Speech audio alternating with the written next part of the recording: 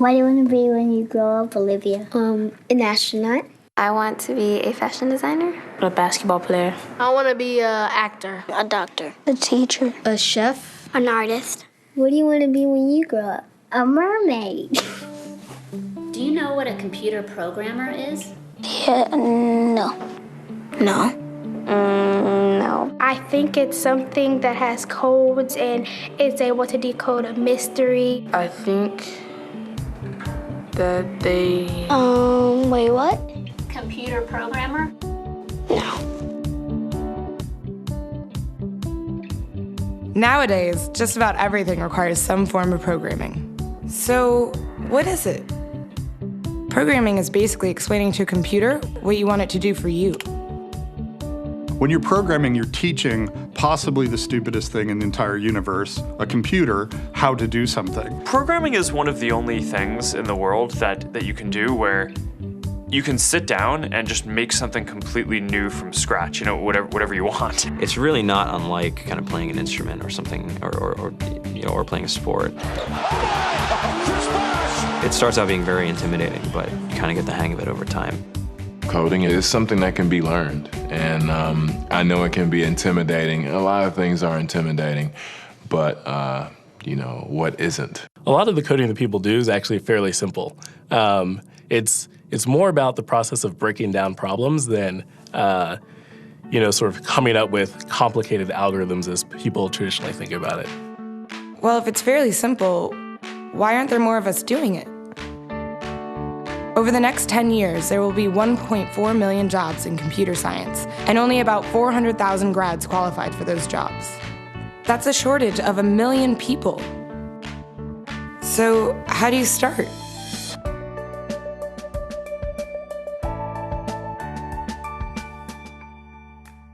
I was obsessed with maps when I was a kid, and cities specifically. So I taught myself how to program. I had a very clear goal of what I wanted to do, which is to see a map of the city on my screen and play with it. Put things on the map, move things around the map. See what was happening in the city, how it worked, how it lived, how it breathed.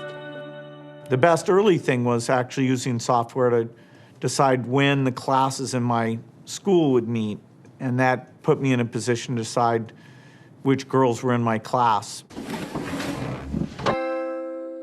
The first program I wrote asked things like, what's your favorite color?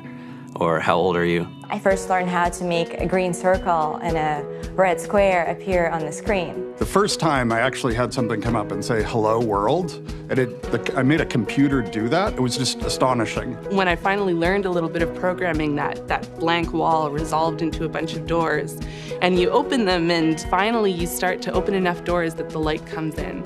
And to me, a finished program is like a structure filled with light. All the corners are illuminated. You understand the structure of it.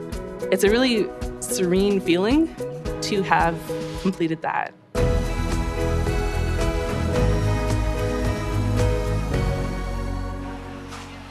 It took me some time to realize that creating things with your hands or creating code, creating programs, is just a different way to express creativity.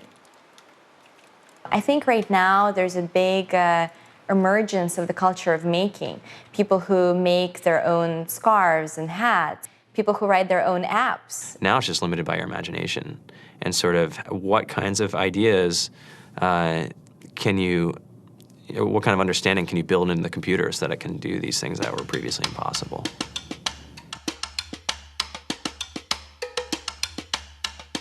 All great things are built in teams when you collaborate with other smart people. You're testing your ideas, you're stimulating each other. That's what makes us successful. It's not some flash of brilliance by somebody who then codes 24 hours a day for 3 weeks. It's what happened. The magic happens when we're all on the same page, collaborating and building something together. There's a much greater need in the world for engineers and people who can write code than there will ever be supply. And so we all live these very charmed lives. To get the very best people, we try to make the office as awesome as possible.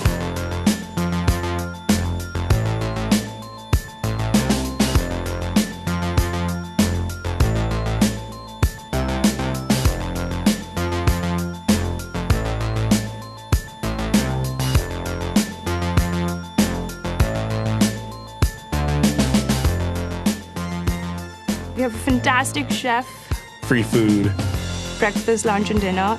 free laundry, snacks, even places to play and video games and scooters. There's all these kind of interesting things around the office and places where people can play or relax or go to think or play music or be creative. I went on the Bureau of Labor Statistics for the United States, and there's about a third of the pie that's all the things you would expect. It's, they're working in the government, they're working in typical technology jobs. But then, like, the rest of the pie, and it was the majority of the pie, just split down into these little teeny slices of every industry imaginable. And what it is, computers are everywhere. You want to work in agriculture? Do you want to work in entertainment? Do you want to work in manufacturing? It's just all over.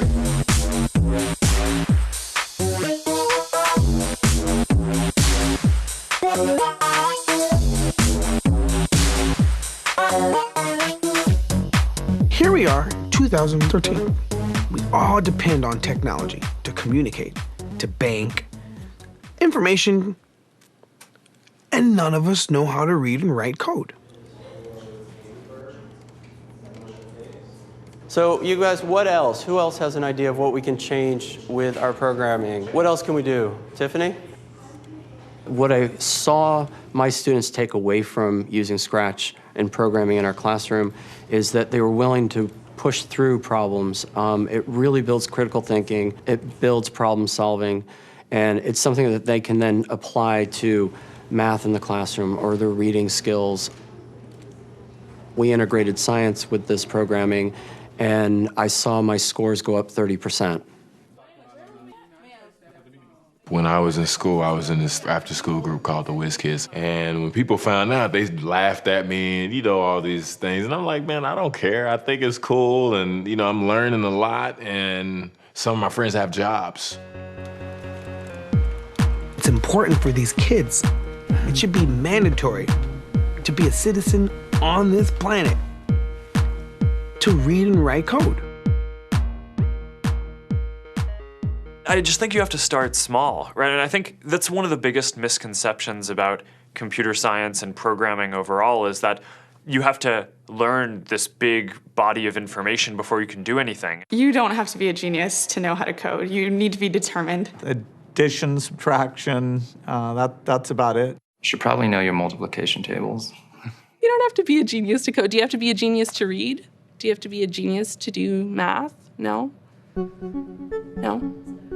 I think if someone had told me that software is really about humanity, that it's really about helping people by using computer technology, it would have changed my outlook a lot earlier. Whether you're trying to make a lot of money or whether you just want to change the world, computer programming is an incredibly empowering skill to learn. To be able to actually come up with an idea and then see it in your hands and then be able to press a button and have it be in millions of people's hands. I think we're the first generation in the world that's really ever had that kind of experience. The programmers of tomorrow are the wizards of the future. You're going to look like you have magic powers compared to everybody else. I think it's amazing. I think it's the closest thing we have to a superpower. Great coders are today's rock stars. That's it.